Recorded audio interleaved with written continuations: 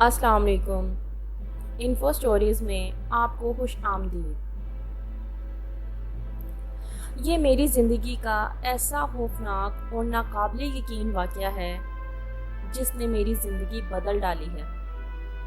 میں کبھی بعد از موت زندگی کا قائل نہیں تھا، لیکن اس واقعے نے مجھے ہلا کر رکھ دیا، اور میں جو صرف نام کا مسلمان تھا اپنی اصلاح پر لگ گیا ہوں۔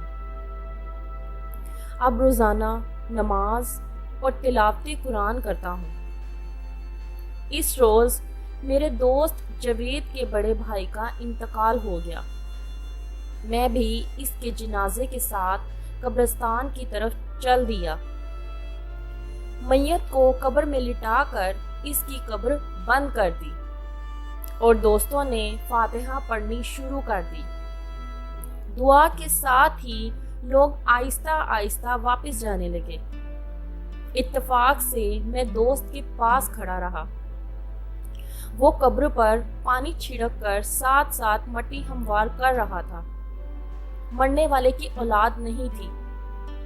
وہ اپنے اس اکلوتے بھائی کو بے حد پیار کرتا اور اس کی پڑھائی کا سارا خرچہ اس نے اٹھایا تھا۔ بیٹے کی طرح ہی اس نے پالا تھا۔ وہ بڑا دل گرفتہ تھا۔ پانی چھڑکنے کے بعد وہ اٹھا اور مٹی آلود ہاتھوں کو جھاڑ کر اس نے ایک ہری شاخ قبر پر لگائی اور مزمل انداز میں واپس ہوا تو اچانک ایک مانوس سی آواز آئی، جاوید میری بات سنتے جانا۔ وہ شدت سے واپس پلٹا۔ حیرت سے اس کا منہ کھلا رہ گیا۔ بھائی جان، وہ بےتاب ہو کر قبر کی جانب لپکا اور حیرت سے قبر کو دیکھنے لگا۔ میں نے آواز پوری ہوش و حواس میں سنی تھی، جاوید میرے لیے دعا کرنا، قبر میں بڑا اندھیرا ہے۔ قرآن مجید کی تلاوت روزانہ کر کے میری روح کے ایصال کو ثواب کی دعا کرنا۔